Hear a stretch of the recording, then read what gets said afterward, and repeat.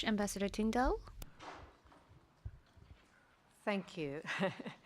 That was an expansive comment, and I'm afraid I'm going to come back a little bit to the very specific questions that you asked. And first it was around the legal form. Very much like Alf from South Africa, New Zealand's national position, I guess, would be, as a small country, we like a multilateral rules-based system.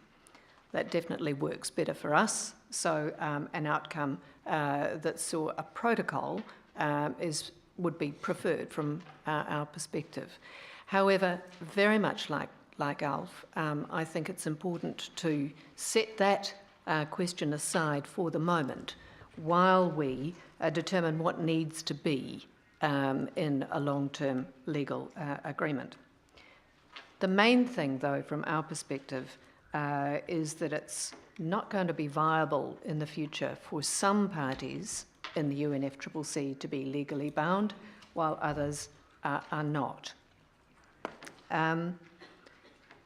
The question was raised about the principle of common but differentiated responsibility. The comment I would make there is that that remains very much a principle under the Convention. And I think that, that really is all that needs to be said there. It's perhaps important to remember that CBDR is also accompanied by the principle of parties taking action according to their respective capabilities, and that suggests that the regime must operate along a dynamic continuum. And I think part of the issue that we've faced to date, or at the moment, is that we've established some lists that have a kind of rigidity and do not necessarily reflect the economic and social developments that have taken place in the last 20 years, and that will take place over the next 20 and more years.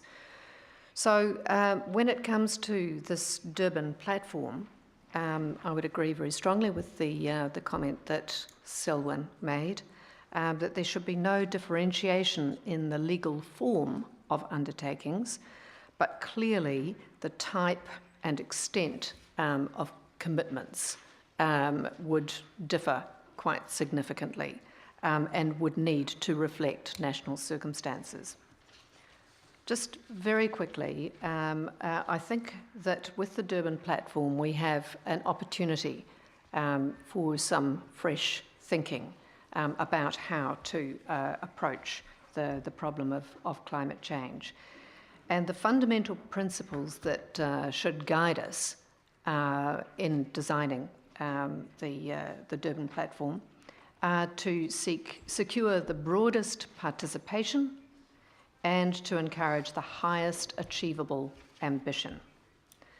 And I think, just picking up on the points that, the 6 items that Alf laid out there, I think that we're needing to think about a framework, elements of which would be legally binding, that is designed around a triangle, a central triangle, which I would describe as having 3 M's. So at the top of your triangle, the first M is mitigation. That is obviously essential in order to meet our global goal, 2-degree global goal. But the other 2 M's are, first of all, MRV, or the transparency provisions under the UNFCCC, with an accounting rule set to underpin that. And the third part of the triangle, in our view, would be the carbon markets, so M for markets. Mitigation, MRV, markets. Now that's at the core, but there has to be an outcome that establishes very clear relationships and synergies with the bodies, institutions and systems that we have agreed and put in place already to support that central 3M triangle. And the sorts of things I have in mind there are clearly around adaptation, technology, and finance, for example, all of which are essential to deliver mitigation. And that picks up on the point that my neighbour was just making earlier. So the questions I think that we have to think about are, first of all, what design features would enable the broadest participation so that that legal outcome is indeed applicable to all. And there we need to be thinking about rules that ensure environmental integrity, but equally with some flexibility to deal with national circumstances that are clearly going to be quite different. Our second question is about what architecture would best incentivise ambition. And I think there are two things there.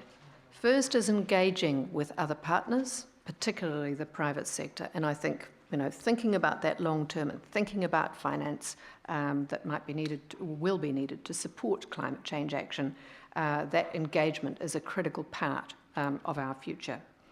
And the last point, I think, is to find ways to design an architecture that incentivises participation by providing opportunity. Because at the moment, I think it is very easy to see this as a problem and as an economic cost. So we need to reframe the discussion in that more positive way. Thank you. ありがとうございました。 Thank you very much. Regarding the future regime, there are two more questions. One is a market mechanism and the level of ambition by each country. How are you going to increase the level of ambition in the efforts being made by each country to suppress the temperature increase to 2 degrees Celsius? However, those two issues have been already referred to in the earlier presentations. Mr. Hart said that legal framework will be the basis for the increased ambition. And also, so in the interest of time, I am not going to ask you questions much in detail. However, the panelists regarding the level of ambition, if you would like to make supplementary comment related to ambition, please take the floor now. If you would like to add something.